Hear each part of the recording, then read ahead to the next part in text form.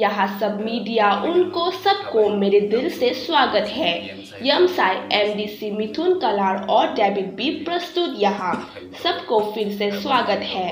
अब ये वीडियो देख के सब लोग ये सोचेंगे कि मैंने आज ही त्रिपुरामोथा में शामिल हुआ।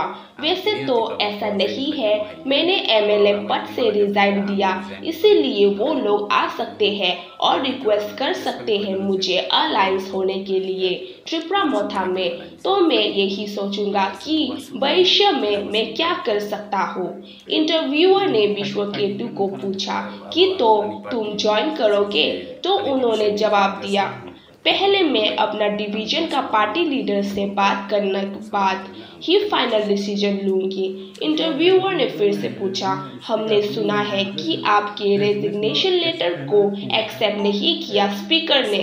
तो उन्होंने जवाब में बताया, स्पीकर मेरा रेजिग्नेशन लेटर को एक्सेप्ट करे या ना करे वो उसका मैटर है। अगर मैं किसी और पार्टी में अलायंस हुआ तो ऑटोमेटिकली मुझे रिजाइन करना पड़ेगा।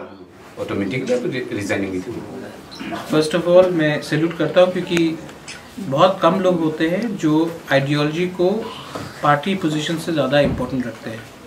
इन्होंने हमारा ग्रेटर त्रिपुरालैंड और उससे पहले त्रिपुरालैंड आइडियोलॉजी को सपोर्ट किया, और क्योंकि उनको लगता है कि आज वो इशू असेंबली में कोई नहीं उठा रहा है, गवर्नमेंट चुपचाप है, और उनको लग रहा था कि वो हमारे संग आइडियोलॉजी में एक संग आए, तो उन्होंने रिज़ाइन किया। तो सॉलिडारिटी में मैं उनसे मिलने आया हूँ।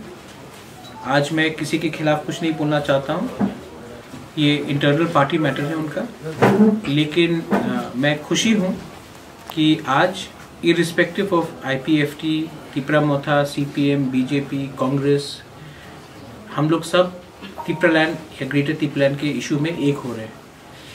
आज हम लोग को जो प्रॉब्लम हो रहा है वो सिर्फ पार्टी के नाम में नहीं हो रहा है। आज हम सब लोग एक ही बात बोल रहे हैं अलग अलग प्लेटफॉर्म से, और अगर हम लोग एक प्लेटफॉर्म में आकर एक इशू में हम लोग ने जॉइंट होकर एक बात किया, तो इसमें हमारा त्रिपुरा लोगों का ही फायदा है।